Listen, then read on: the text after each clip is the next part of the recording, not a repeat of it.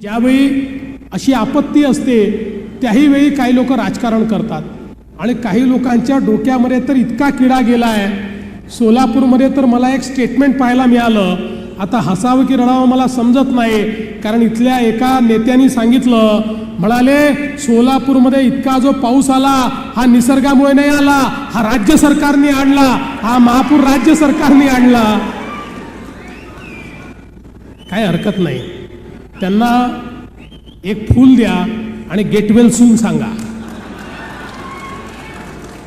कधी कधी परिणाम होतो असा, म्हणजे मानसिक परिणाम असतो, त्यामुळे त्याचं फार काळजी करण्याचं कारण नाही. शेतकऱ्याची फसवणूक करणाऱ्या फडणवीस सरकारचं करायचं काय? खाली मुठीवर पाय. शेतकऱ्याची फसवणूक करणाऱ्या फडणवीस सरकारचं करायचं काय? खाली मुठीवर पाय. शेतकऱ्यांच्या आधी पोपळा देणाऱ्या फडणवीस सरकारचा धिक्कार असो. शेतकऱ्यांच्या आधी पोपळा देणाऱ्या फडणवीस सरकारचा धिक्कार असो. फडणवीसच्या नावाने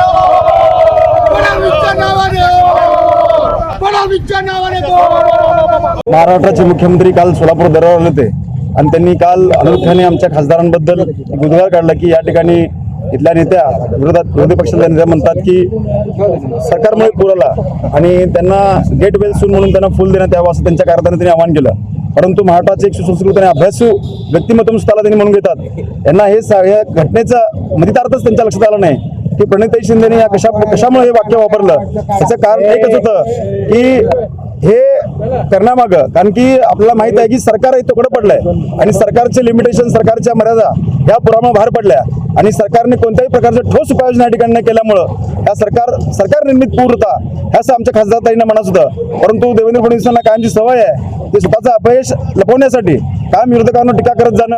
खास लग्न बस्ता खरेदीसाठी महाराष्ट्रातील सर्वात भव्य दालन, भव्य बस्ता कलेक्शन, शुभमंगल सावधान, VR पवार सारीज, 275 चाटी गल्ली, सोलापूर. संपर्क 0217 274 47 96, 274 47 98 आणि 274 47 99.